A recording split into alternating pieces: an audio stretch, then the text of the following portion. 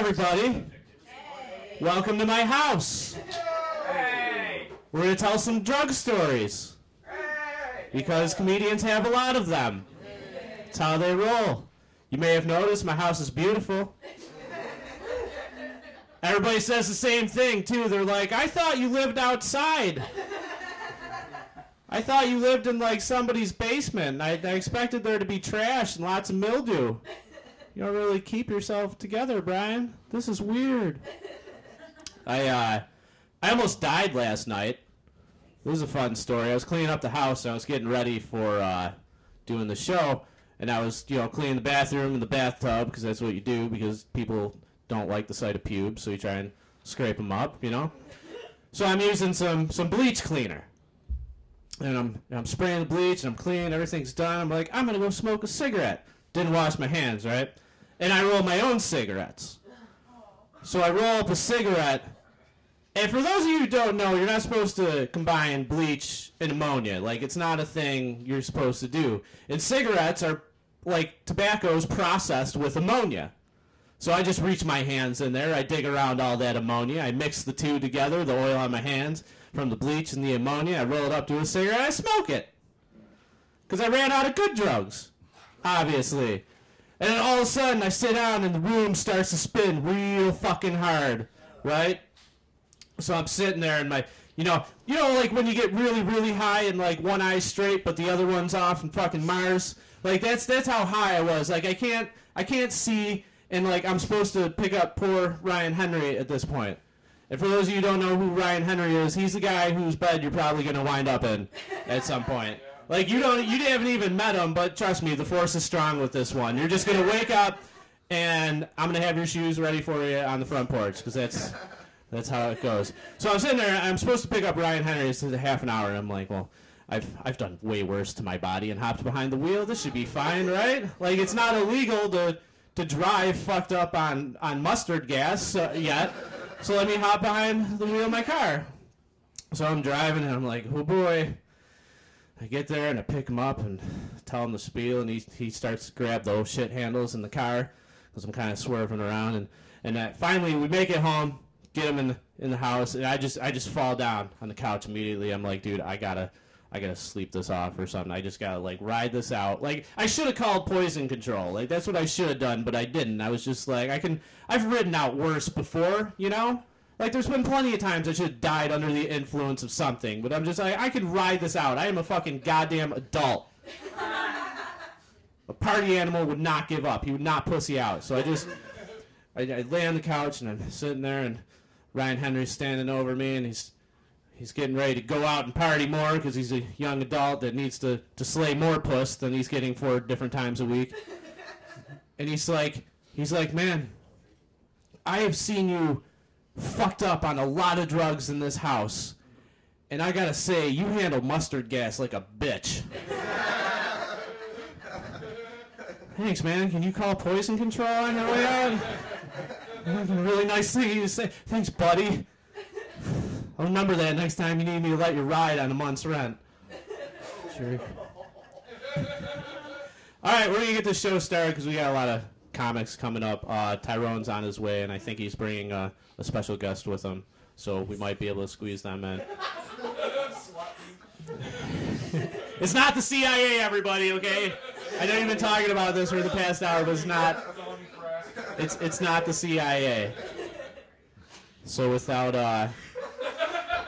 any further ado, ladies and gentlemen, put your hands together for Bruce Wilson. So tell a story. Thank you. Keep it going for Brian Netzel. Brian Netzel, he's my landlord. He's my landlord. But sometimes I like to call him land master, so it's weird. And he takes my rent. Yeah, we have that type of relationship right here at the halfway house. I hate that. Why can't it be halfway rehab? Halfway house. Halfway rehab. Cause we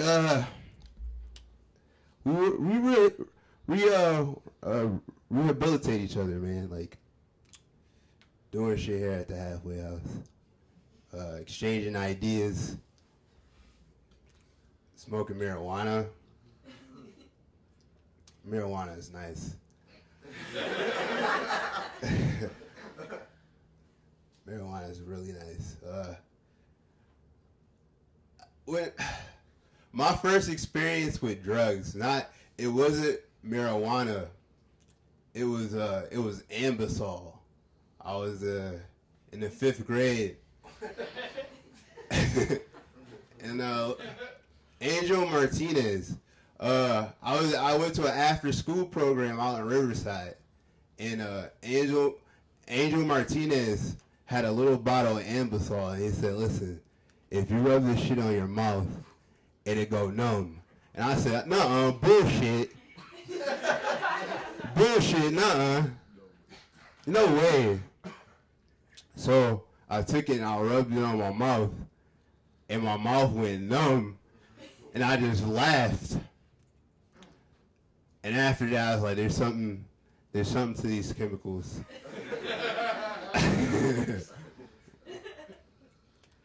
So now I'm the fucked up adult that you see today. Marijuana, y'all. It's a gateway drug. It's the devil's fart. You roll it up, you light it on fire, you get high. It takes you. It's marijuana, and then you'll be swindling mushrooms from gypsies. It's a long and lonely road, and that just starts at marijuana. I started smoking marijuana since before I was born, because my dad smoked it, and Carmen's a bitch, so now I have to get high. I don't know where this is going. Drug stories. I feel like it's always the drug pursuit. Like it's not the drug itself. It's the circumstance. Like who you meet on the journey to get to the drug that you want. Like I found my pot dealer for a very long time was a stripper named Coco in Cleveland. And Coco, you know who I am. I met you. We had some weird experiences buying marijuana. I met Coco in a supermarket. In a supermarket in Cleveland, and I asked her. I was like, "What are you buying?" And she said, she didn't really say anything. She walked away. And her son came up to me, and her son said, "Yo, I got that loud, kid." And I was like, He's like, "Yeah, it's in the car." So I went with the kid and his mother to go buy the marijuana, and I smoked it. He was like 15 years old, dude. It was weird. It was weird smoking it with his mother, who was a stripper. Fuck. I don't know. I had a marijuana sucker not too long ago, and I'm stoned.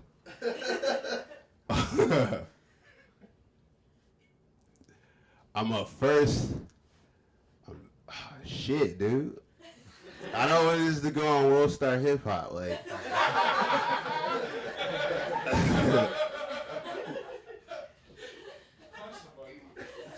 punch somebody. Maybe I should sip some beer. LSD is shitty, dude. Like, LSD is great, dude. It's just, like I said, it's the people you meet on the journey to get LSD. You know, it's not the, like, I've taken shitty LSD, and I've taken great LSD, and, man, it's the, oh my God. You party with white kids with dreads,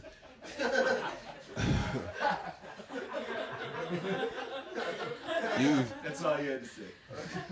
You forget you're driving. Shit, drive on LSD. It's bad. This isn't a health class.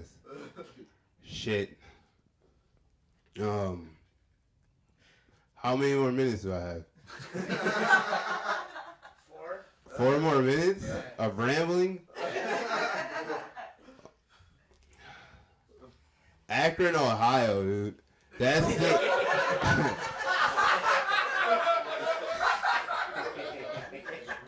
Akron, Ohio is a weird fucking place, man. Like, there's white people with mutton chops and handlebar mustaches and top hats, and they raise children.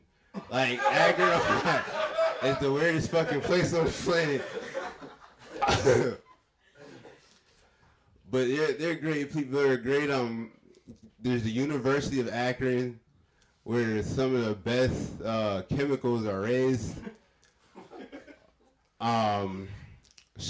There's a lot of Starbucks. Akron, Ohio. I saw the Black Keys in Akron, Ohio. I didn't know who they were at first, because they just looked like everybody else in Akron. I don't know. How many more minutes do I have? You can close it out if you want, man. All right. I'm floundering. So I'm going to bring back up those. Brian Netzel. Bruce Wilson, everyone.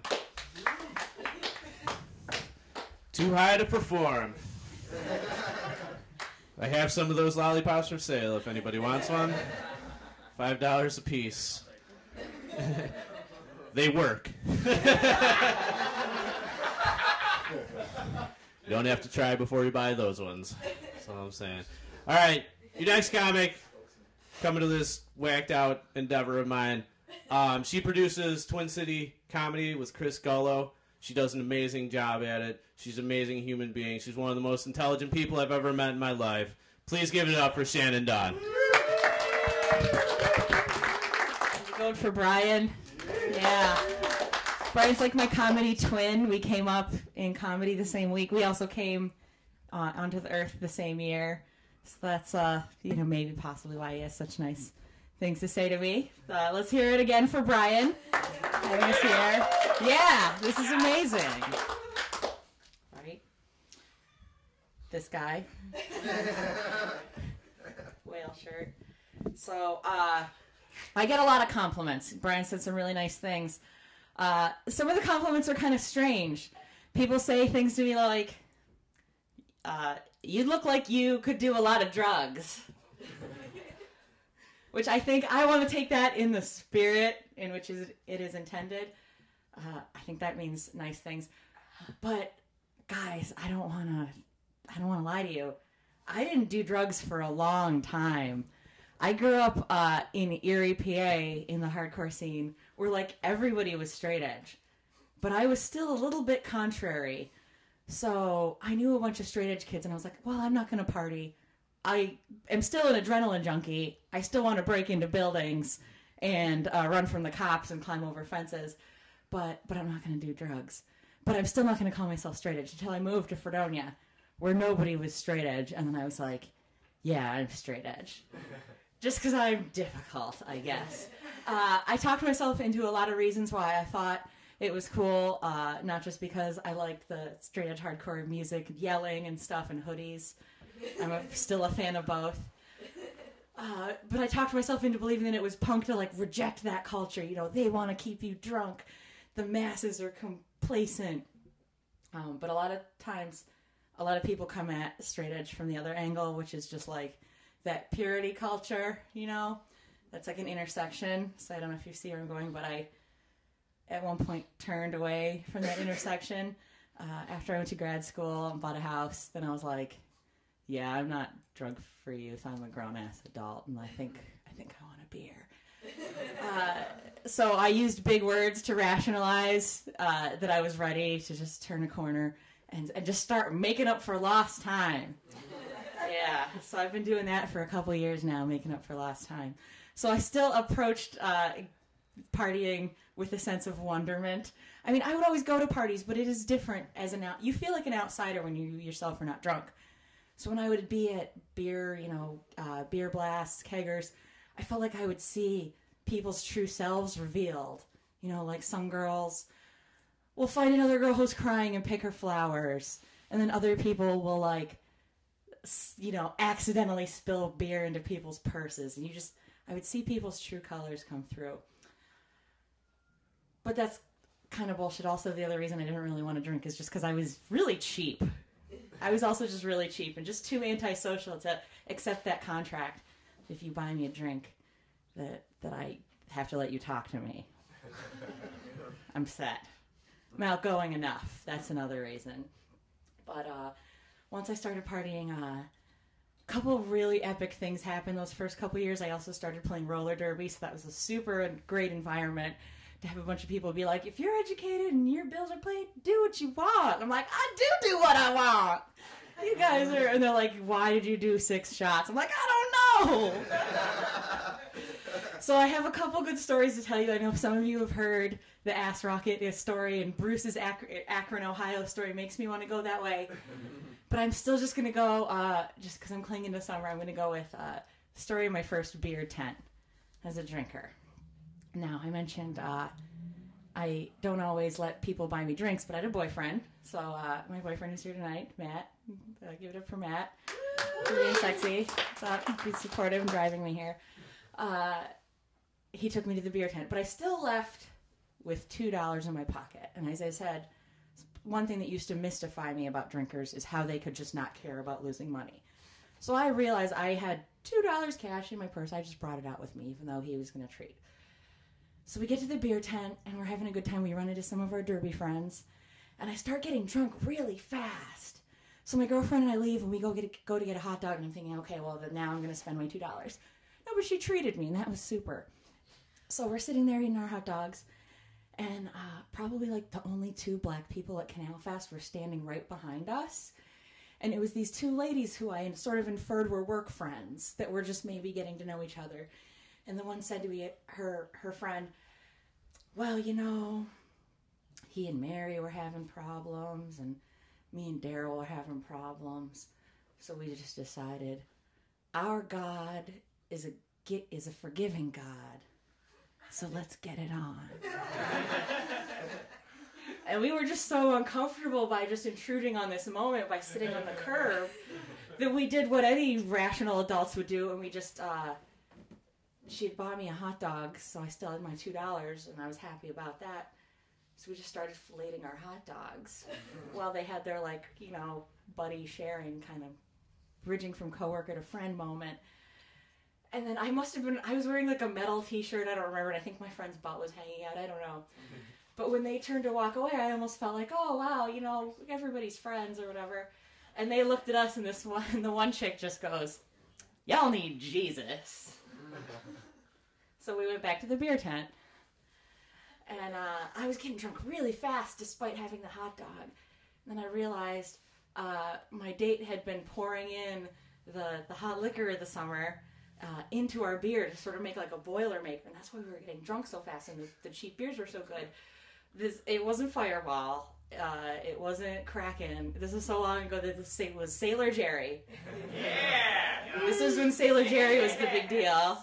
That's how long ago that was to date myself, because poor me, I never get the experience of dating myself, So we were drinking the Sailor Jerry rum. We got really drunk, and my derby friends' mom and not her mom's boyfriend showed up, and we started all getting really drunk, and we really saw who we all were. We were all apparently all people who wanted to go to the titty bar. So we all went to Alexander's in North Tonawanda. It's a legendary place. I used to hear that there were hook hands and sea scars. That's not true now. But there's just go see for yourself. There's no cover. There's no cover at the door. There's no cover on the ladies. There's no cover over the bar garnishes. So it started, we were in there, we were all excited to be there, and then it started to get a little dull. And me being the just empathic, giving person I am, I wanted everybody to be having a good time. So, I cared and I felt like responsible. Like maybe it's up to me as the hub of all these people who know each other to get things going. So the only thing that was happening was that this guy in like the worst dad shorts ever was like tipping the girl and like leaning back, and she would lean over, and I was like, all right, whatever. So I said, all right, nobody else is, I have, my $1 left. I had spent one of my $2. It was bike night. I bought a brass pin, so that I was less $1. So I had $1 left. I thought, for those who are, following along at home, I have $1. I'll go up to the stage. And, because they say, like, oh, you're not supposed to go if you're just chicks because they get mad. But there was nothing happening. So I figured, okay, it's justifiable. They're not going to get mad if I go up there, especially if I have $1. But everybody was just yelling at me. And they were just... And I'm turned upside down, and I'm kind of woozy, and I'm realizing everybody's just yelling at me. And then I look at my hand, and I realize it's not $1. It's a napkin. I don't know at what point I had lost track of that $1. But it had turned into a napkin, and nobody thought it was cute. So, they were just yelling, and I didn't know what else to say, like, justify my behavior, so I just backed up, and our party was, making a swift exit, and I just said, y'all need Jesus. All right, that's the story of my first beer tent. Let's get Brian Netzel back up here. Give it up for Shannon Dawn. I thought I was the only one who tried to do that. Jesus, glad I'm not alone. All right, your next time coming to the stage runs the monthly showcase at Gypsy Parlor on Grand Street and does a damn fine job of it. He's easily the snazziest comic in Buffalo with his dressing styles and his other words that he keeps diaper babies killing themselves. Bravo, sir. You're doing God's work. Give it up for BC Garvey.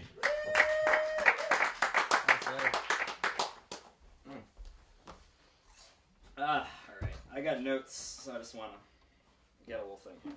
Oh, wow. It's heavier than that. Whoops. All right. Hi. Thanks for coming. Thanks for making it all the way out to the industrially apocalypse part of Buffalo and Lovejoy. This is nice. Hope none of you got tetanus on the way. I'm sure they have some used syringes at the tag sale down the street that we can get you a quick tetanus shot if we need to. So originally I probably thought that Netzel had me on this so I could give you some tales from Zoloft. I think that's probably why he got me on this. And then I was thinking about that, and then I'm like, it doesn't really do a lot. It just makes you so anxious that you don't have any time to throw yourself off a bridge. You're just anxious all the time. It's like the pill sits directly on top of a panic button that makes you want to run away in every direction at once. So your brain's just really busy. You can't even get to the planning stage of suicide. Thanks for coming.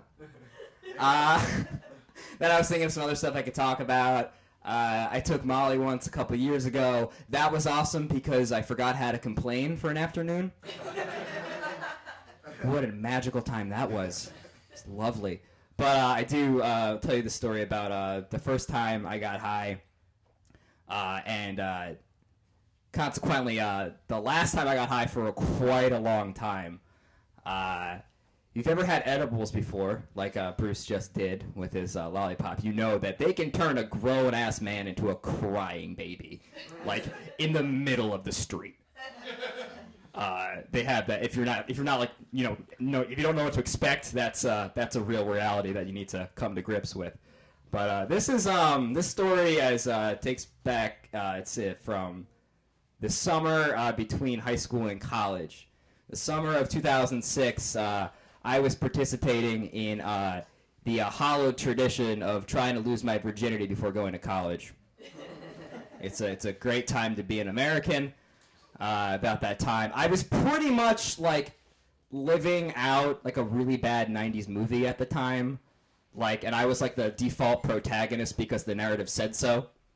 Like, there was a big establishing shot of like a lot of interesting people, and they're like, "Oh, well, I guess we're following McLovin around.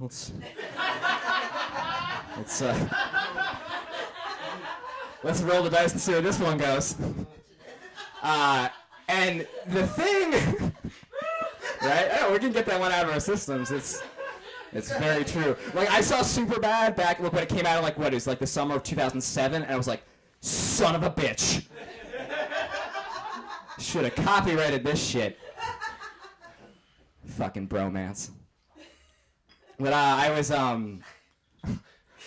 in that time, in my senior year, I was essentially just trying to, like, get enough stamps into a scorecard that said that I was, like, a worthwhile person before getting to college. And I think a lot of people do that. Like, they realize that they haven't done a lot in high school. They just try to get through that institutionalized process, and then suddenly they're out on the other end, and they go, I learned nothing. I learned nothing. I know how to use a TI-83 calculator. That's about it. If you made it to pre-calc. If you made it to pre-calc. Yeah. I have a spare degree if anyone wants it. I'll lend it out to you. And so the spring of senior year, I essentially like strip mined my way through this group of girls that my group of guy friends was hanging out with. Just like one denial after another. Just like one rejection after another. Like, it was like the job market is now, but for my dick. And it was really bad. But the thing about being 17 is that you don't realize how shitty you are. Like, you think you're on the cutting edge of something unique and cool and exciting, when realize you're just an asshole. You know? And that was me, like, all over. Like, I'm looking back on it now, I was a hashtag shitty teen. For sure.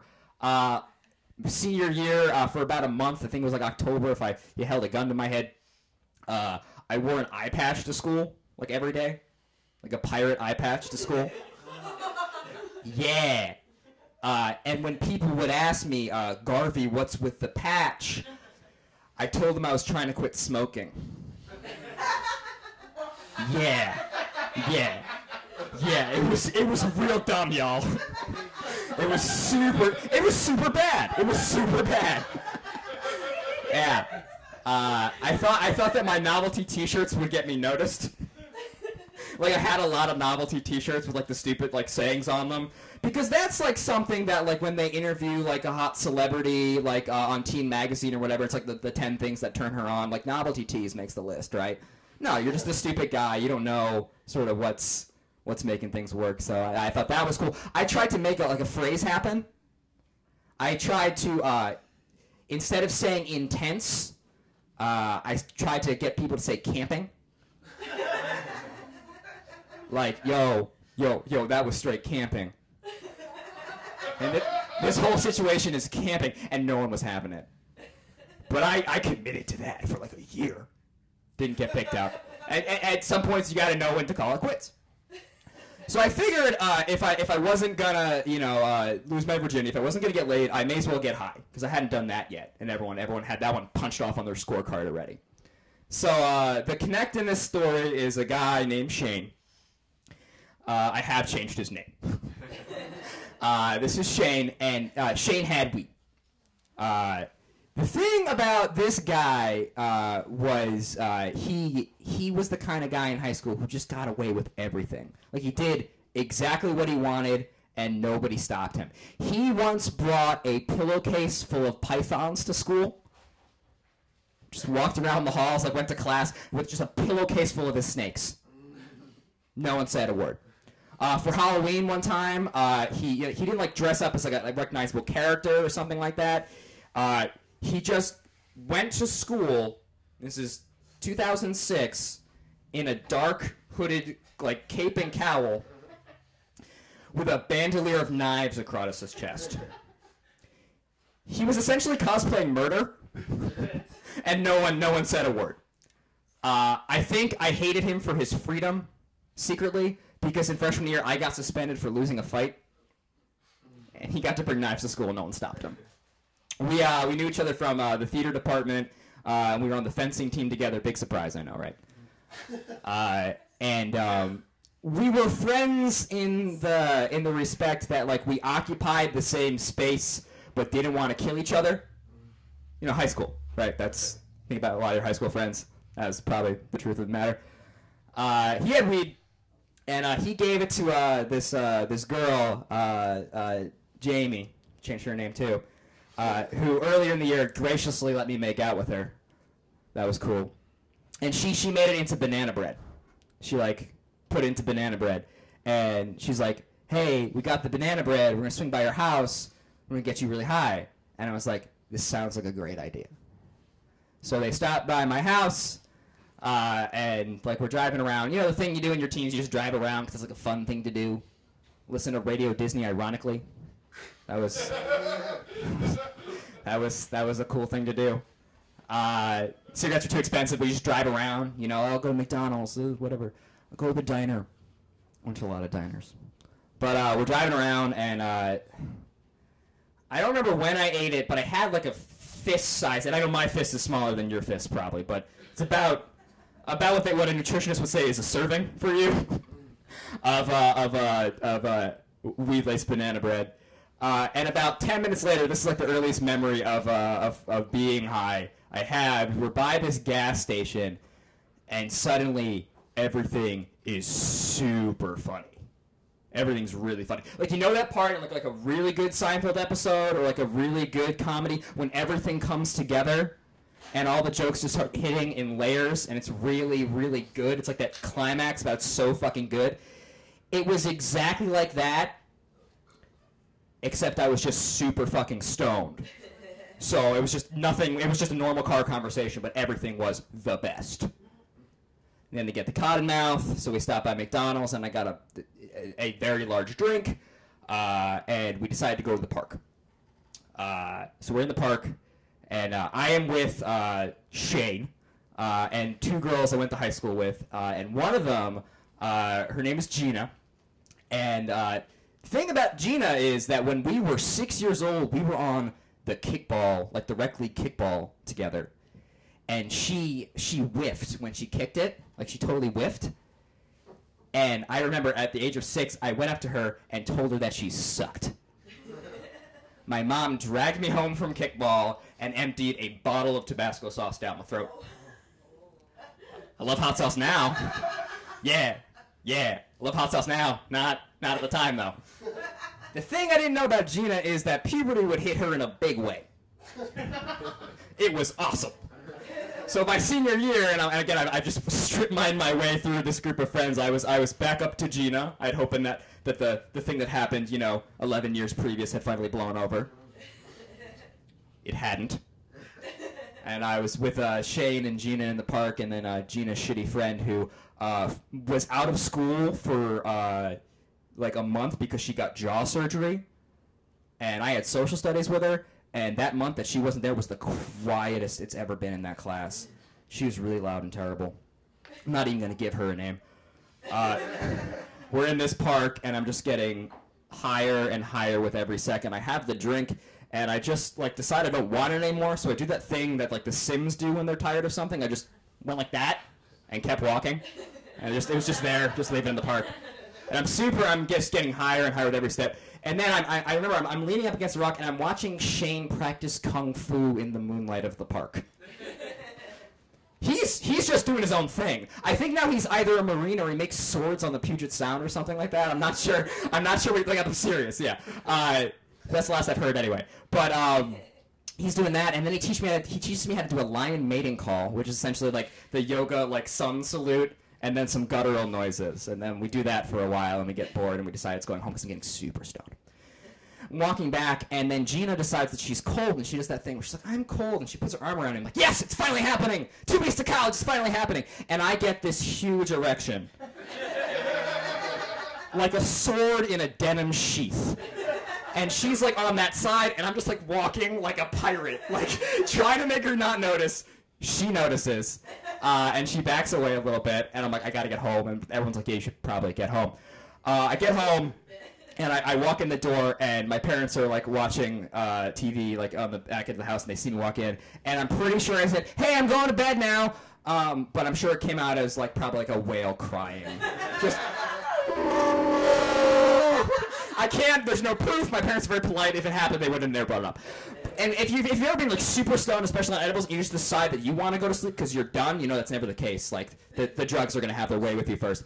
I crawl onto my bed, and I try to go to sleep, and I close my eyes, and all that's there is just, like, a razor blade playing on the background of my eyelids, like a 90s screensaver just bouncing around like that for what I'm going to say probably 3 hours. And then I think I went unconscious and woke up the next day, and everything had been different, and I was a new person, and totally just looked back on my life and just changed all the mistakes and looked forward and said, today's my day, I'm a new man, which is not true. But that is my time. Thanks, guys. That's the wrong way. Thanks, buddy. Give it up for BC Garvey.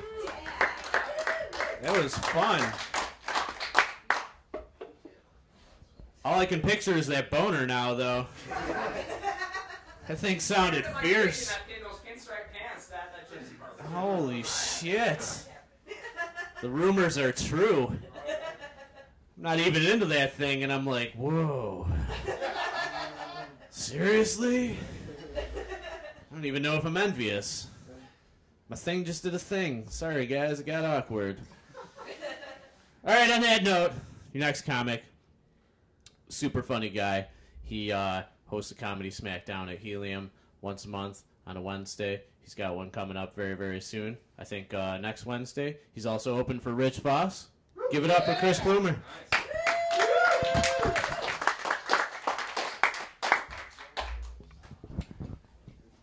Thank you, Brian. Thank you for having me here. I actually no longer host the SmackDown show. It's been taken from me, and I'm very sensitive about that right now. So this is great. We're going to get raw and open. I'm going to sit down on this stool here so everybody can see my bad posture, so nobody's intimidated. You're like, hey, this golden god of a man has scoliosis. He's normal just like us. I'm not. I'm better than you still. But just have your day. Bruce was bringing up about, like, it's not about the drugs you do, it's about the journey to meet those people. And I did business time drugs, a lot of them, as a lot of people in this room know. And that is not the journey of those drugs. The people you meet are the worst people. They're even worse than you, and you're a junkie. Like, if you're going around trying to score dope or crack, the only kind of people you meet are people who either want you to find someone to blow them, or they want you to blow them. Those are the people, and they are not the kind of people you want to hang out with. But I'm not going to talk about that. I'm actually going to talk about the hippie drugs. We're going to keep this fun and light after going so dark to start off. Because I'm a mystery and an enigma. That's part of the overall package that's better than you. So I have never done well with psychedelics, ever. Like, I love all the other things. I don't do them anymore, but I love the time I spent with them, and I know we can't be together forever. Sometimes you just go separate ways, and I liked having a place to live, and family who would talk to me. So we had to go our separate ways. Hey, Tyrone! So I have never had a good time with psychedelics, except the first time. The first time I ever took mushrooms. Magical night. I was 18 years old. It was New Year's Eve. At a college party. Took mushrooms. It was beautiful. Had fun with a bunch of people. Adult Swim was on. Aqua Teen Hunger Force was on. I loved that show, and it was so good. I was like, oh, this is never going to get better. So then I thought I'd be hooked. I was like, oh, mushrooms are the best. Can't wait to do these again.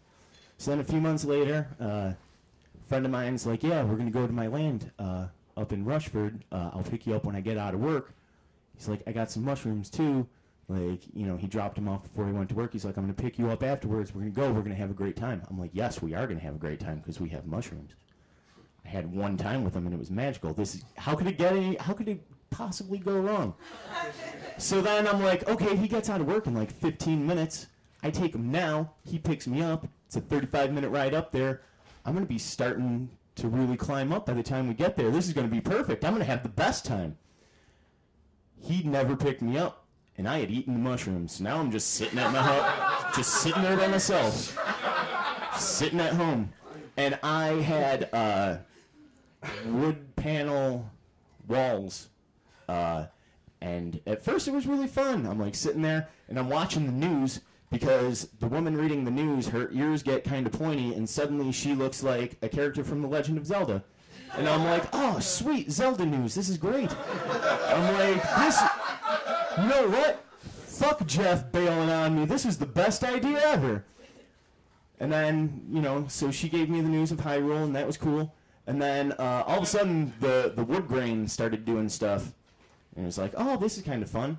And then the wood grain turned into Jesus and the devil battling for my soul. And I cried a lot.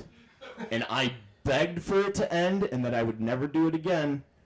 And 33 years later, it ended. And then it sent me back through a time portal to 32 years, 364 days, and 22 hours from where I had just been. It was the worst experience. But being the go-for-it kind of guy that I am, I'm like, well, maybe it's just the mushrooms, so maybe if I do some other psychedelics, it'll be fun. So we cut to, like, a year later at a Dave Matthews concert. Because where else are you going to go do psychedelics when you're 19, right? So I go to this concert, and everybody I know is there, but, like, I'm clearly the one who's going to have a drug problem out of the group at this point. And I go balls to the wall. I'm drinking, smoking weed, smoking opium, doing nitrous balloons. We're having a ball. How could this possibly go wrong? So I pull out my secret weapon. I'm sure everybody knows when they were a kid, the first time they took too much Robitussin, did a little robo-tripping. Somebody does? Cool. All right. So the stuff that makes you do that is dextromethorphan. It's called DXM. Because I am the Grand Marshal of the White Trash Parade, learned to synthesize it out of Robitussin so I didn't have to, like, get cramps or throw up to robo-trip. I could just take the shit and be like, this is cool. So they recommend, like, 250 milligrams for, like, a decent trip. And you don't, like, trip. You just get, like, funny colors and things feel fun. So I cook out 800 milligrams. And I'm like, oh, people are going to do this with me. And everybody's like, why would we do that? You made it with bleach and Zippo fluid. Why would we do that with you? And I'm like, because it's safe. I know what I'm doing. And I decided to do all of it myself because my friends were lame. So now it's the middle of July. It's like 100 degrees, and I have no idea what's going on. But the last thing I remember was telling my friend that I was watching society burn because all the trees and cars around me were orange with fire. And him being the friend that he is left me against a dumpster. So now I'm just like, this is the end, baby. Put my feet up and relax. But really, I'm just like... So like an hour later, I come to in the back of a 64 Malibu convertible with two black hippies feeding me pizza and giving me water, telling me it's going to be okay. They had been traveling with Dave Matthews for like 3 weeks, just following him around city to city. And it was just like, okay, I'm believing everything about this right now. I just thank you for saving me. And that didn't cure me of my psychedelics. Then I'm like, maybe I should go back to mushrooms, right? How could this possibly go wrong? So I had more bad trips with mushrooms, but I quit that shit because I went into the business drugs. And then eventually I quit those. And then about 8 months ago, I was doing some stuff at my mom's house, and her house was shitty. We actually had to have her move. There was black mold everywhere. And I didn't know this. I had moved a ceiling panel that I lost the hold of, and it fell, and it was covered in black mold, and just went into the air. I didn't think anything of it. I was like, oh, I'll just go grab a fucking handkerchief, wrap it around my face, blah, blah, blah. But it had already everywhere. And, you know, I did all the stuff I had to do, and then I left, and I'm driving home. And I'm like, man, I don't feel so good. I go home, and I'm just like, oh man, something is going on in here. What the hell is going on with this house? I don't know what's going on right now. What the fuck is, like, this is not good. Why are all the doors in this house open?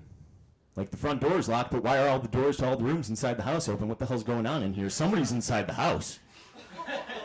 Somebody's inside the house with me. So I go to the kitchen, and I get a kitchen knife, and I put it in my pocket. For whoever opened all the doors when they ambushed me, I'm like, fuck you, dude, I'm ready to roll. So then I'm like, well, what if he's got a gun? So then I grab my pocket knife, and I open it and put it in my other pocket. I'm like, I can throw that one at him. I'm going to be golden. So then I go into the bedroom, and the door's open, and the closet door is open too. I'm like, this motherfucker's in the closet. We're going to play the waiting game right now. And I sat there for 2 hours until my girlfriend came home and goes, what are you doing? And I go, shh, I don't want him to know somebody else is here. And she goes, what the fuck are you talking about? And I go, somebody came into the house, locked the door behind him, and opened all the doors to all the rooms while we were gone. I'm going to get this motherfucker. And she just goes, what the hell happened to you? I was like, oh, I was cleaning up in my mom's house, some shit happened, and then I came home, and I just had this feeling, man, like somebody's in here. And she's just like, why do you have knives in your pocket? And I'm like, don't let him know I have weapons. And then she called my mom, and my mom was like, yeah, there's a bunch of black mold in the house. Like, why? What's going on? She's like, oh, nothing. Then she looks up. Turns out black mold makes you trip balls. It kills you. You trip balls because you're dying. That's what you're hallucinating the last moments of your life. And in the end moments of my life, a guy is in my house trying to kill me, doing nothing other than opening doors. And it almost worked. Because that's the difference, like, that's where my brain goes with psychedelics. It's terrible. So this process led me to think, maybe mushrooms will be good one last time. Like, I really think I'm prepared for, like, that was probably the worst thing my mind could come up with when I'm tripping, right? Couldn't possibly go worse than that. And it did. So I got mushrooms, and I was like, okay, the problem is that you've got a problem, Chris. You always take too much of stuff. You gotta slow this down a little bit. You're not gonna take as much. But I had the bag. The bag had like a little over an eighth in it. And I was like, all right, just gonna take a couple caps and stems out of this bag, baby. You're gonna get a little buzz up. You're gonna have a great time. We're gonna ease you back into this. We're gonna find a way. So then I was like, I took that, and then I was like, well, I'm kind of a big guy. I should take a couple more. Well, now I'm looking at the bag, and it's like, well, the symmetry's all fucked up. I gotta get this to half. So then I'm like, okay, that's about half. And I'm like, I'm a really big guy. I don't think that's gonna do it for me. I should take a couple more. And then I'm like, well, now the symmetry's off again. I might as well just take the whole bag. So I took the whole bag. And I had a couple people over. Like, we were all planning on doing that. There's we were sitting out in the backyard. We had cooked earlier. We were just sitting out, listening to music. Got like a little fire going and little candles, and the flames are dancing to the songs, and it's awesome. Then my downstairs neighbors came back, and I had told them about the party I was having earlier in the day, but I didn't tell them about the mushroom thing because I didn't know how cool they were. So I was just like, oh, the neighbors are gone. We can just trip in the backyard, whatever. I was way wrong. They came and brought like 20, 30 people with them who I knew none of. And now I'm tripping, my friend's tripping, and there's just a bunch of strangers looking at us like, how long have you guys been drinking? Just like 3 days, man, we're really fucked up. I don't know if I've ever gotten a drunk on like this before. This is pretty bad. This is what they talk about when they say seeing pink elephants, because I'm seeing a lot of shit right now. Like a bunch of strangers here that I don't know. And they're just like, oh, okay, cool. And I tried to hang out. It's just like, oh, this is whatever. And eventually I just brought out a bunch of food and beer, and I just put it in the middle of the group. And I was just like, you guys can take whatever you want. I have to go. There's some stuff going on upstairs I got to take care of. Just take whatever you want. Take whatever you want. And then I just left. So now it's like, okay, we're upstairs in the comfort of my own home. How could this possibly go wrong? Well, this is what happens when I trip on psychedelics. So, like I said, I used to do dope, and you kind of daydream trip on that, but it's magical. It's fun. It's all the best things that could ever happen to you. It's like I'm sitting in the chair talking to you guys. I get up. I go outside, I find $50, and then somebody's like, hey, have this Mercedes. And then, like, I wake back up in the chair, and it's like, oh, that was nice. Like, it would have been cool if it really happened, but whatever. When I take psychedelics, it's like, okay, I'm sitting in the chair. Now I punch him in the face, and I go outside, and I steal a car from an old woman. And then I drive it through a church, and I burn it to the ground. Then I wake up in the chair, and I'm talking to you guys again. But then I start thinking, well, what if you actually did that and you're just imagining sitting in the chair talking to everybody? What if you're just clinging on to the end of this trip because you know you're going to be doing 30 to life for killing 45 people in that church that you burned to the ground? What if you didn't even do that? What if you did something way worse than that? What if you joined ISIS? And you took down the government from the inside because your friend Tyrone got you a job with the CIA in Washington because he's a snitch. And you're just like, all right. Because you're really the guy who was in Homeland and you're not on this chair at all. And 463 years go by, and you go through the trip at the end of 2001: A Space Odyssey, and then you're a space baby for a little while, and you're like, I just want to be back on the stool, even though I'm sitting here talking to you guys, but I'm just thinking all that's happening. I'm like, I should just go on the stool. I'm like, the stool's gone, man. You blew it. You're never going to get back to that stool, bro. The stool is gone. You use it as kindling when you burnt down that church, you monster. And that is what happens every time I do psychedelics. It's awful. It happened the last time I did it. I was sitting there and just like, oh man, I ruined everybody's life in this room. And everybody's like, Chris, you're fine. I'm like, that's exactly what I would expect a hallucinated you to say. Everything's gonna be fine, sure. You're probably gonna tell me I'm just sitting on the couch right now, aren't you? I get it. You're part of the problem. I'm part of the solution. I'm speaking the truth right now. I'm going to float out of this place. Don't jump out of the window. No, I can fly, bro. None of this is real because all of it's real. And that's why I don't do mushrooms. And I have so many mushrooms in my freezer right now, you guys. So many. And it was just like some days I'm just like, man, you should quit drinking. Turn your life around. And then I open the freezer and I'm just like, fuck it, man. You got one more round of those to go at least. Like, I could have sold them 12 times, and I could really use the cash, but it's just like, they're only going to appreciate in value, right? Like, eventually mushrooms are going to be hard to find, or they're going to be, like, so good because they're fine-aged, it'll be like a delicacy, like that weird salmon that they don't, like, smoke. They age it with, like, hickory chips, and it's just like, oh, this is going to be fucking awesome. I can't wait to have everybody over and have these fancy mushrooms with them that I take all of before they get a chance to have any because I'm a glutton. Man, I don't know. Where are we here? I don't want to keep talking about mushrooms. It's freaking me out. All right, we'll wrap it up with a fun little story. This is more along the journey kind of thing that Bruce was talking about. I'm actually starting a new job that I'm kind of excited about just because it frees me up for other opportunities. But the last new job I started was one of those jobs when you start the first day and you're just like, this is going to be a real ball ache. Like, you meet your boss and he's just like, hey, man, what are you doing after work? You want to go see a movie? No. He's just like, I'm going to go see the new X-Men movie in the IMAX 3D. I thought you might want to go. I'm like, well, if you're buying whatever, I don't know, got to see what you're like anyways, right? So we go to the movie, and, like, on the way, he's just like, you don't smoke weed, do you? And it's like, oh, man, I don't do that. He's like, oh, because I have a bowl and a bag of weed and armrest. So now I got the bowl and the weed in my hands, and I'm packing it up while we're driving. I'm just like, you're still not that cool, but whatever, dude. I don't know if this is a trap or what. But then he's like, we got, like, an hour and a half to kill. Let's go to the strip club. I'll buy you a drink. All right. You're a real asshole.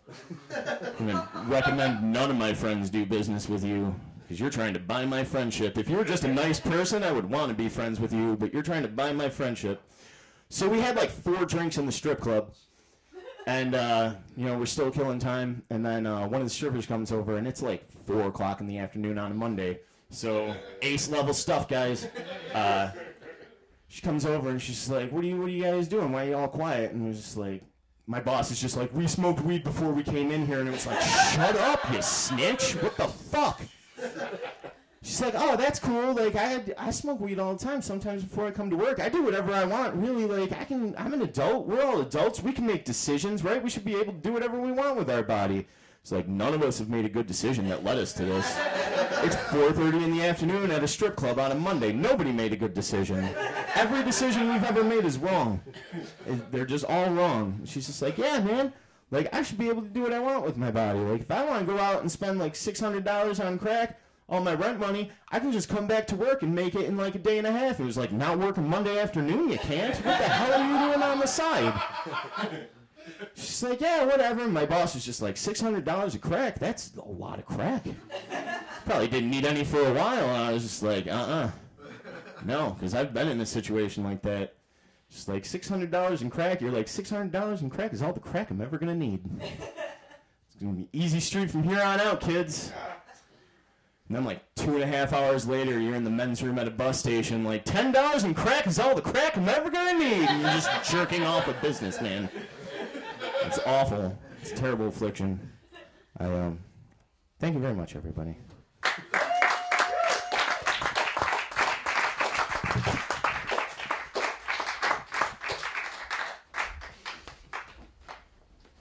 Give it up for Chris Plumer.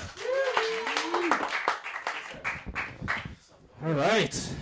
We got one more comic coming up. I wish I had time to squeeze more of you in to tell your hilarious stories that I know you all have because of comics, but I know these cats got to split and get to another engagement. So, ladies and gentlemen, please put your hands together for the host of the Milky's Open Mic and one of your favorite people in comics on the planet, Tyrone Macklin.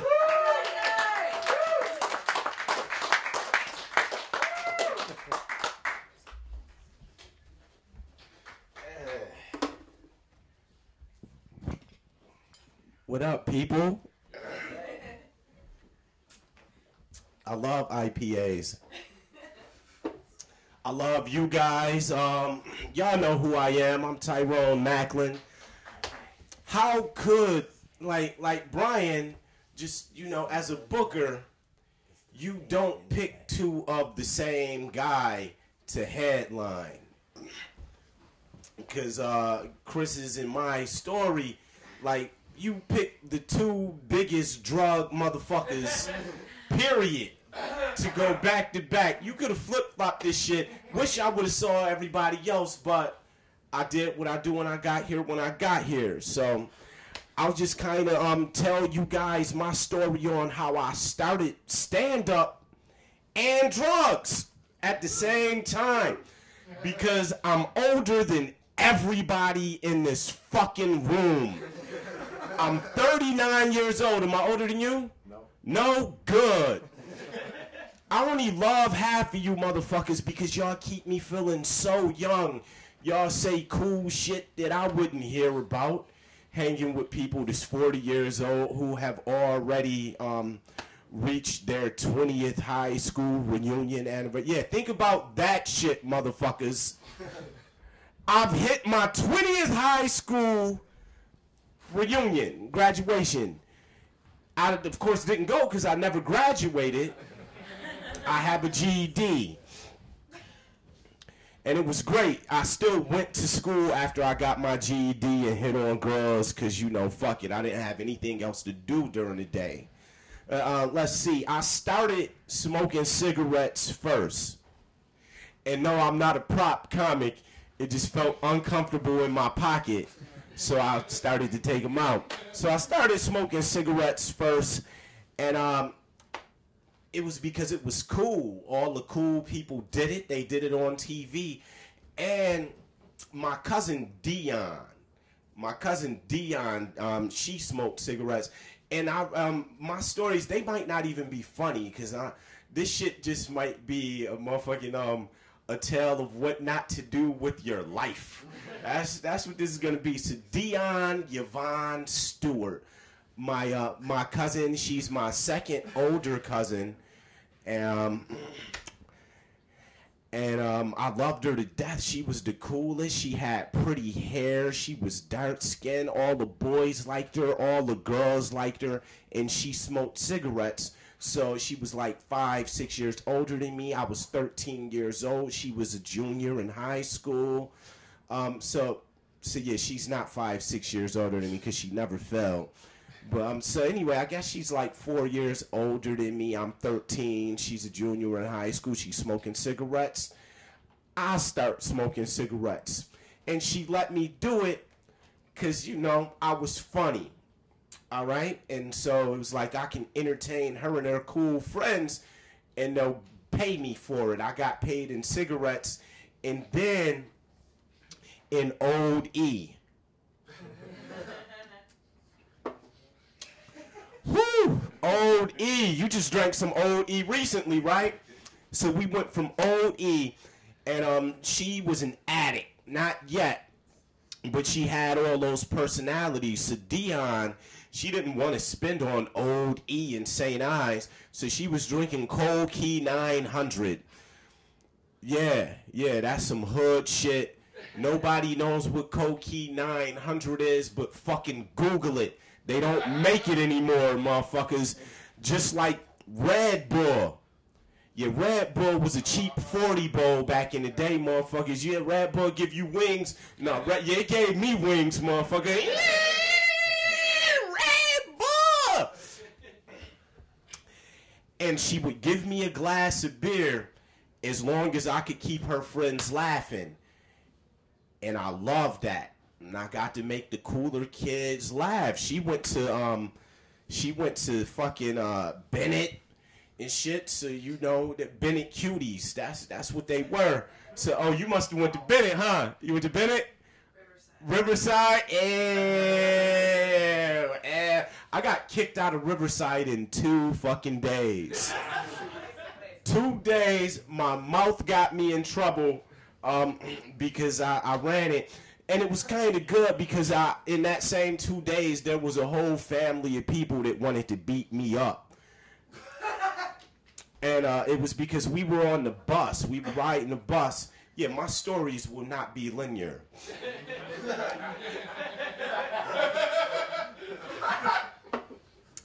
So we were on the bus, and it was this fat, ugly girl. She was fat, ugly.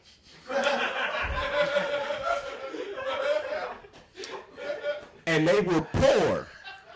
And I knew they were more poor than I. Yeah, that's fucked up that I actually used proper grammar just to say the bitch ain't have money, right? I knew they were more poor than I was because I was poor, and I can fucking smell when somebody has less money than you. It's like, yo, I'm going with the Kmart sneakers. Damn, you going with them joints? Them not even Kmart. You went to Tops? Shit, that's fucked up. And so they were poor, whatever. But a roach crawled out of her clothes.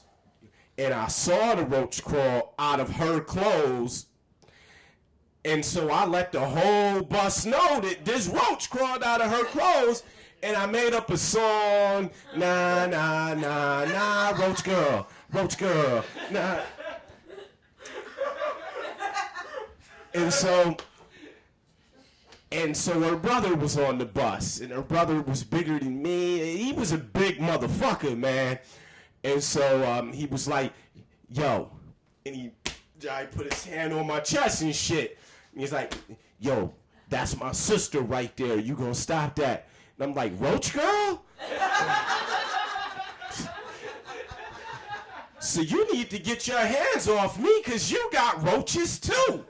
I'm gonna have to take off my shirt now before I go in the house and shake it off. And so he didn't like that. And my stop, I ain't gonna say my stop was next. I'm not that cool. And I'd be like, hey, roach girl, ding, bye.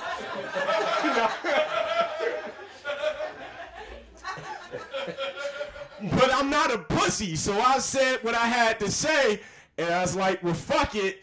I can walk 8 stops. It's all good.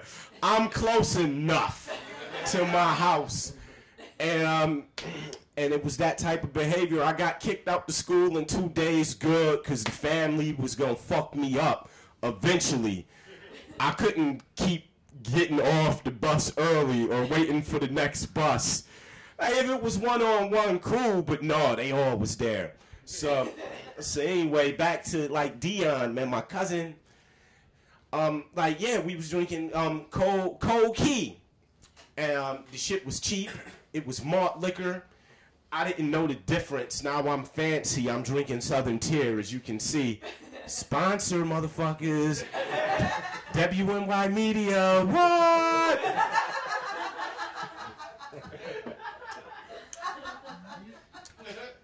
So that's what I wanted to do, and it was around the same time that Def Comedy Jam first came out. Now, I don't know about anybody else, but whatever your favorite type of comedy was, when you got drunk and you hung around your friends, y'all just had these fucking delusional dreams like, yo, they could just come in the living room with a camera and kind of like what is going on right now, literally. But we're professionals now. But even non-professionals would sit around and just be like, yo, son, man, they bring motherfucking cameras up in here. We better than Def Comedy Jam, for real. For real, son. Yo, you could be Martin. I'm going to be him, such and the other. And, and Dave Coulier. And he was black. He just really liked Full House. He wanted to be Dave Coulier. And everybody thought that, and I felt that way too. But I always just knew I was funny anyway. But I wasn't delusional. I was like, no, this show would be sorry. This would be the worst show ever if they came in here while we're drinking cheap malt liquor and smoking Newports. And we're all minors, and I'm 13. So I'm automatically the star of this show. So anyway, Dion, she had they were blunts. She was smoking blunts, Phillies 8-ball jackets, all that good shit. And so she wouldn't let me smoke reefer with her. Dion wouldn't let me smoke weed. She was like, no, I don't want to turn you out like that. Said, nah, I draw the line at this malt liquor here. And we were fancy. We didn't drink out the bottle. We poured it in glasses, motherfuckers. We drank malt liquor out the glass. So I figured if I wanted to smoke weed with Dion and her friends, I had to go and get some weed on my own and smoke that shit. And then come back and tell her, like, yeah, I'm getting high all the time now. So you got to fuck with me. So I did. I went and bought some weed. And I went and tried to make friends with the people across the street because they all smoke weed. I didn't know what to do with it. And so they was like, they called me WB back since I was little for white boy. Because ever since, as a little kid, like, I guess I had a love for words and I had a love for proper sentence structure. And so that... Hey, man, that's what I brought to the table as a child. Like, we go... Mrs. Ilkuski, shout out School 69, Ann Ilkuski, my favorite teacher ever. I hope somebody in her family actually sees this because she was the best. She was the best. She loved us so much. She cried for us in the coat room. Yeah, remember the coat room? We were so bad and she couldn't control us. She would cry in the coat room. And one day, fucking Terrence Baylor, you asshole, who will never see this anyway. He's a big drunk too. So part of my story. So this motherfucker, he grabbed her tissue off her desk and threw it under the door in the coat room. And we all cracked the fuck up. We're in the 4th grade. So, and she was in there crying. So when he tossed the tissue, which was helpful. It was helpful, but that was a dick move. This story is way non-linear. Shit! So anyway, yeah, hold on. Episode lost, right? Okay, hold on. We're at Dion. So I smoke weed. I smoke weed with the Hollins boys across the street, and I didn't do it right. I went. I didn't inhale, you know, I did. I pulled the Bill Clinton before Bill Clinton said he pulled the Bill Clinton. And it was like, are you high? And I said, yup. But I wasn't. And I had spent my $5 on this shit, you know? Yeah, fuck that. And this is back in the day. I'm 39. A 13-year-old, you subtract, what is that, 26 years or some shit? Yeah. The $5 bags was this fat.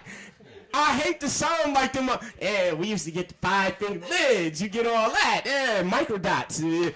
I'm speaking none of y'all language. This is all old school hood shit I'm talking about.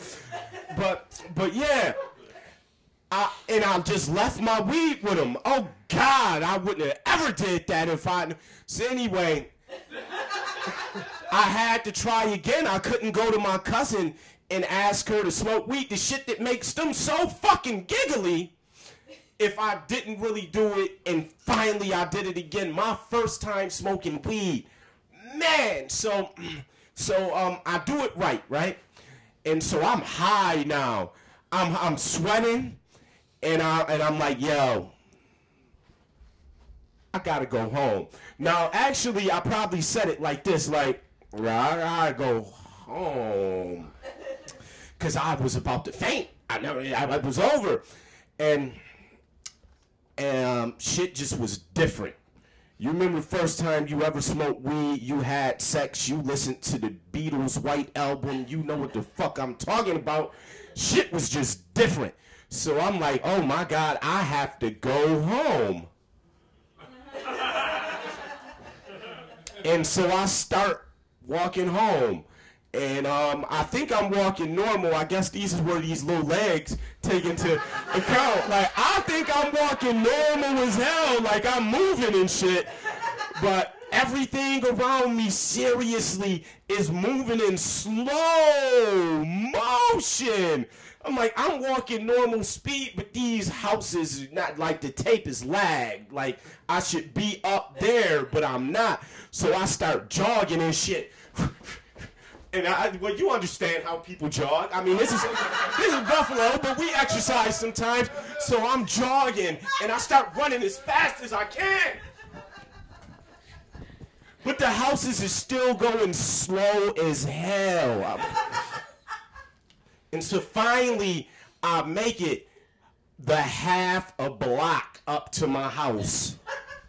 And I walk in, and who is there but Homer Curtis Webster? That is my grandfather. My fucking grandfather is there, and he is like my dad. My dad plus. Like, I adore that man. Like, he is the shit. And so he's there. Now, I'm high, so I immediately go to my room. Like, hey, granddad, hey, mom, hey, go in my room. And this is why, if anybody believes in God, I don't know, whatever, God is good. But all of our good cliches involve religion somehow. So this is why God is good. Because somehow I had the foresight days ahead of time to buy those 50-cent pack of cookies from the store that have all the flavor. The sandwich cookies, I had the strawberry. Woo! I went in my room and saw them motherfuckers and was like, yes! And so I start fucking them shits up. Cookie. I was holding the pack of cookies like a baby and just... And so my granddad, like, he knows what's going on.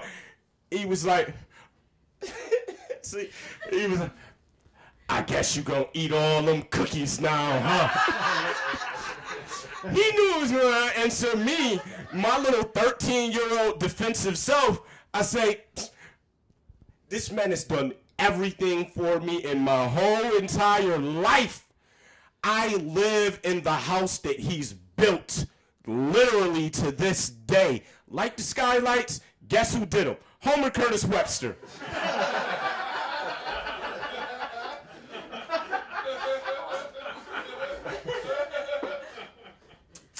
Guess you gonna eat all them cookies, huh? I bought them. I can.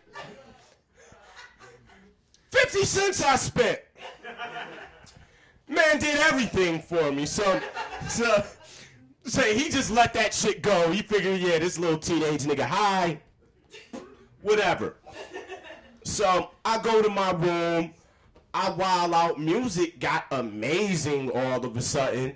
I don't know if the artist got better or was it just because I was smoking weed. I'm going to say a little bit of both. Because the Tribe Called Quest came out since I was smoking weed. Alanis Morissette's first album came out when I was smoking weed. Jagged Little Pill, which is also a drug. Birth control is a drug. Illmatic came out. My favorite album, period, Illmatic. 10 tracks. Some people say it's more like a fucking EP. No, it's a classic album. Wu-Tang came out. Shit. Yeah, so it was a little, maybe the weed got better and just artists got better because they were smoking weed too. So I went to my cousin and I said, yeah, I smoked some weed now. So she let me smoke weed with her and it was awesome. And so now we're just doing everything. And so one day she has a half a blunt out there and I smoke her half a blunt. And she comes to me and she's like, oh, you smoked that? I'm like, yup. Anyway, she after like 5 minutes of questioning, it was laced. It was laced or whatever. Like, damn, you just leaving lace blunts around the house and shit? You got a fucking kid here, Dion. Shit. So I progressed. Dion, she becomes addicted to crack. She has 6 children, and she died in her addiction. Somebody shot her with a shotgun. Terrible story. Yeah, man, drugs don't, like one guy, I remember some guy, he said, like, I don't think that hard drugs should be legal. Maybe you want to have one designated place where you can do whatever, but drugs are illegal for a reason. And this is from a former crackhead talking. One guy says, like, you should be able to do this. Yeah. All you want as long as you aren't bothering anybody. But one day while you do this, you're going to end up smacking somebody in the face and they're going to get fucked up. So no, you shouldn't be able to do whatever you want whenever you want to. That's not how shit should go. But Dion, rest in peace. And so then I go on with my story. And I come from a family of crackheads and alcoholics, and I should have known better. But I didn't. So one day I actually, I'm hanging with some boys on the west side where all we do is smoke weed. They obviously graduated to lace blunts. And they asked me, did I want to smoke a lace blunt with them? And I said, yes. Yes, I do. I'm finally glad we're doing this shit together. And they didn't believe me, but I'm like, yo, the Wu-Tang is out. Method Man, what's that shit these niggas smoking to cow? Let's do that shit. And so lace blunts didn't work with me too much. Wow, I jump around topics so much, I didn't even get to my actual good shit. I didn't get to good shit at all. And you motherfuckers know me. Like, right now, my drug story just sounds like cute. The tale of a teenage boy with THC. Shit. Well, I'll tell you this one horrible story. So, somehow I got addicted to crack because I was selling it. And I went from and I was good at selling it too. Like you think I'm a fucking showman up here? You should see me trying to peddle fucking illicit drugs, man. It's and I had a work ethic, you know. Like I was new around the block, nobody knew me, so I had to work whores hours because you know they're gonna go with who they know until who they know goes to sleep. So after 3 a.m. the city is mine, motherfucker, and I'm gonna get it to you. So it was this one redhead, man, natural redhead, and she was so pretty. I ain't gonna say her name because she might be smoked the fuck out now and be like, her for real. Natural redhead, man, and so she just wouldn't stop, and she wouldn't stop. I moved her in with me, and I was like, well, guess what? If you don't stop, I'm gonna start. And I did. First time I lit my cigarette, I rolled it in my crack.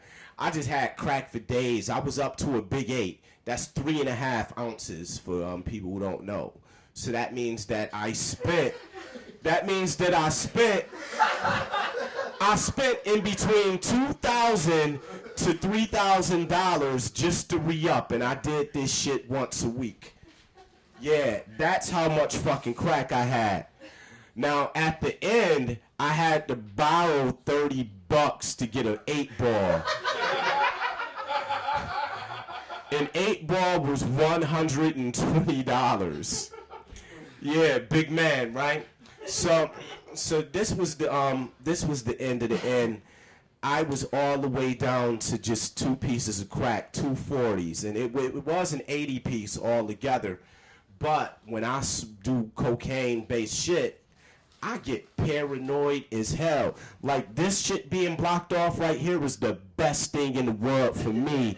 Because when I'm all coked up, man, ooh, a fucking window, son. Woo! Woo! Oh, shit! All day. And y'all would have to shut the fuck up. I would have the TV on, but the volume, I would turn it all the way down to 1.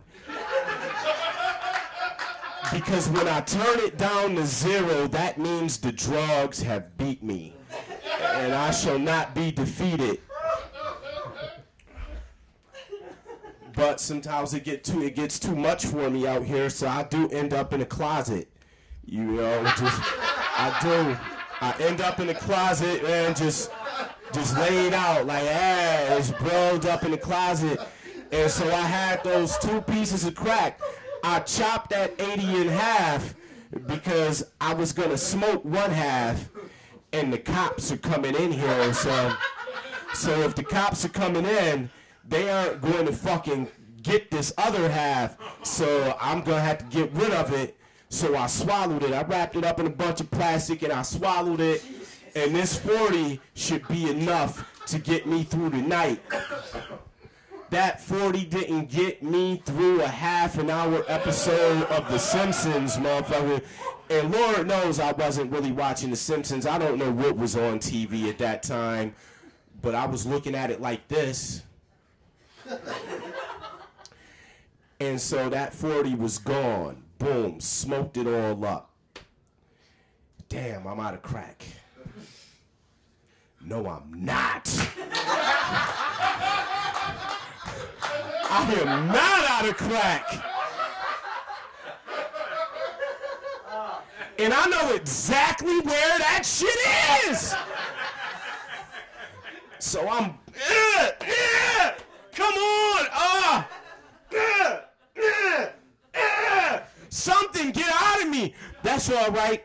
So I went and I drank some milk out the refrigerator, and I was a crackhead at this time, so I don't know how I kept my produce and shit, and so I'm like, this milk is gonna do the trick. It didn't, so I was like, well, fuck it, I have to get this shit out manually. Let's go. Boop.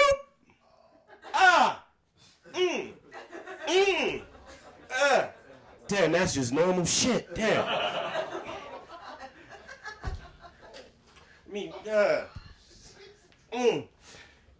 Fingers just,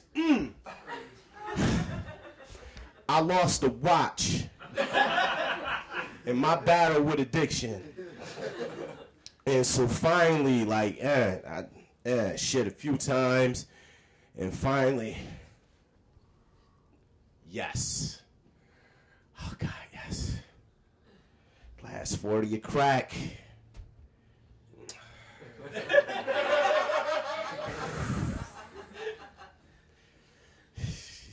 It wasn't as pure yellow as it used to be. And I opened that. And then I smoked it. And if anybody ever asked me, I'd tell them it was shitty. But it got the job done, and then I entered a rehab after that.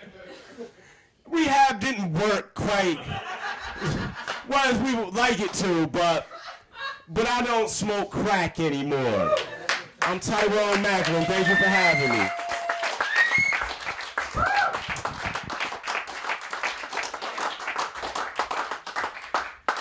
Brian.